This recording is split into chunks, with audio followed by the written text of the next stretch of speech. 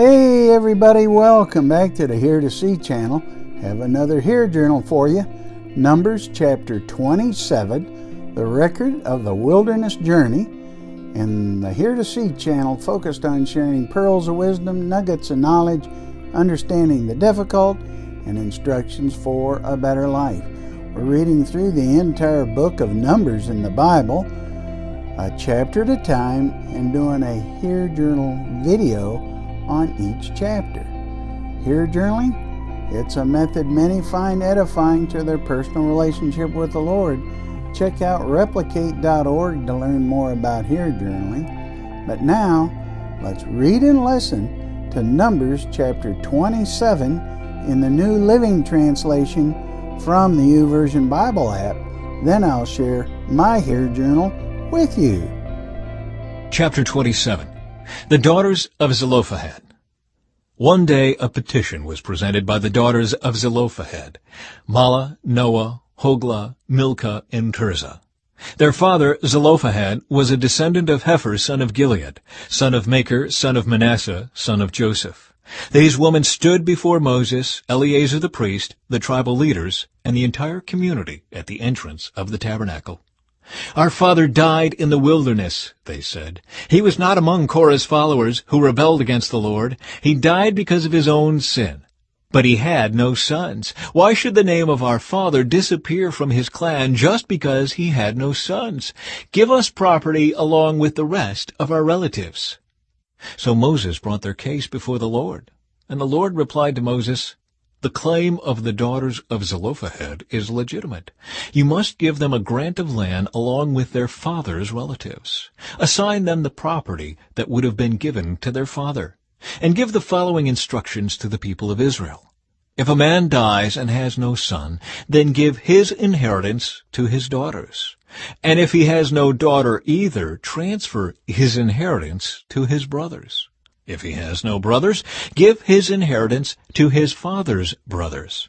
But if his father has no brothers, give his inheritance to the nearest relative in his clan. This is a legal requirement for the people of Israel, just as the Lord commanded Moses." Joshua chosen to lead Israel. One day the Lord said to Moses, "Climb one of the mountains east of the river, and look out over the land I have given the people of Israel. After you have seen it, you will die like your brother Aaron. For you both rebelled against my instructions in the wilderness of Zin. When the people of Israel rebelled, you failed to demonstrate my holiness to them at the waters. These are the waters of Meribah at Kadesh in the wilderness of Zin." Then Moses said to the Lord, "O Lord, you are the God who gives breath to all creatures. Please appoint a new man as leader for the community. Give them someone who will guide them wherever they go and will lead them into battle, so the community of the Lord will not be like sheep without a shepherd." The Lord replied, "Take Joshua, son of Nun, who has the Spirit in him, and lay your hands on him. Present him to Eleazar the priest before the whole community, and publicly commission him to lead the people. Transfer some of your authority to him, so the whole community of Israel will obey him. When direction from the Lord is needed, Joshua will stand before Eleazar the priest, who will use the Urim, one of the sacred lots cast before the Lord, to determine his will. This is how Joshua and the rest of the community of Israel will determine everything they should do."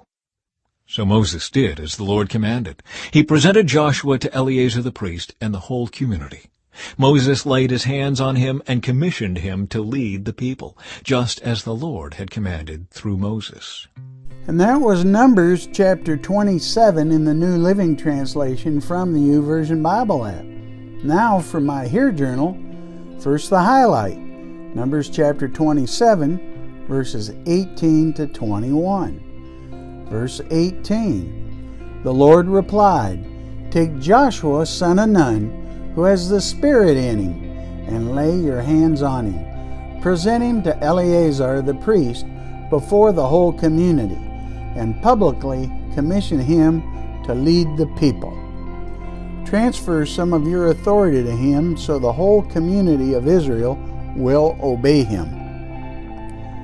When direction from the Lord is needed, Joshua will stand before Eleazar the priest, who will use the Urim, one of the sacred lots cast before the Lord to determine His will. This is how Joshua and the rest of the community of Israel will determine everything that they should do. So, what's my explanation?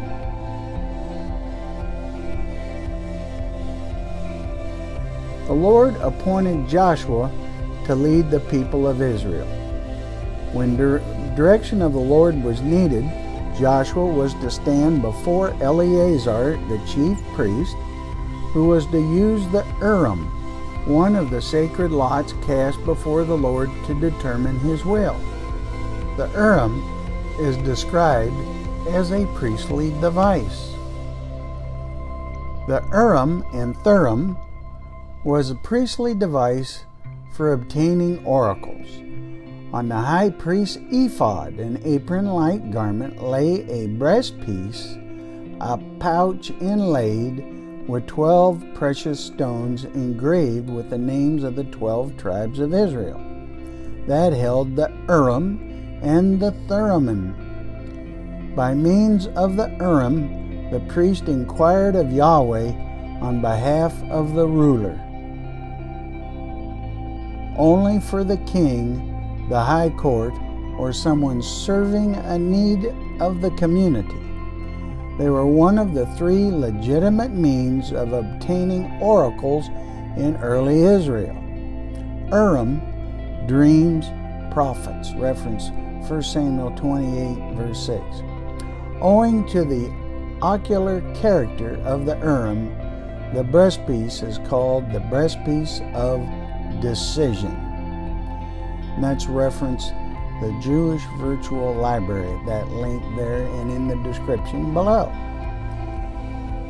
So, what's the application for us today?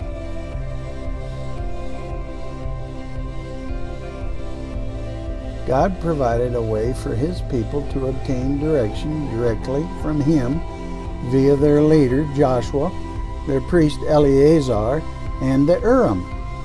God has provided a way for us to receive His direction through our leader, the Lord Jesus Christ, who is also our high priest, and the Holy Spirit, who indwells us, leads us unto all truth. We will be wise to seek and follow. Reference Romans 8:14. For all who are led by the Spirit of God are sons of God. John 14:26. But the Helper, the Holy Spirit, whom the Father will send in my name, He will teach you all things and bring to your remembrance all that I have said to you. John 16:13. When the Spirit of truth comes, He will guide you into all the truth.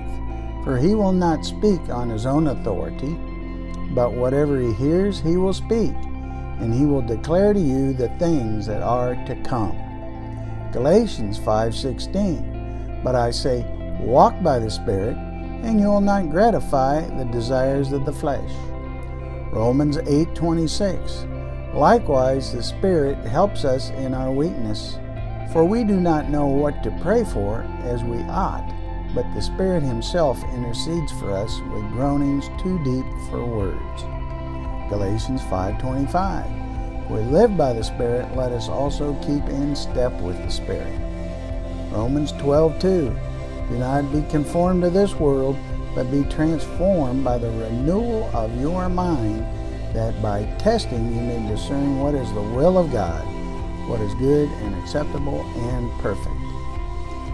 So, what's my response? Lord, thank you for this amazing relationship that I share with you. Thank you, Holy Spirit, for providing the counsel and instruction. Help me, Lord, to stay true to your path. I strive to follow you faithfully and obediently forever. Lord, I pray for anyone that does not know you, that they will find you as their Lord and Savior. Amen. Amen. And now how about you? Why don't you try some hair journaling?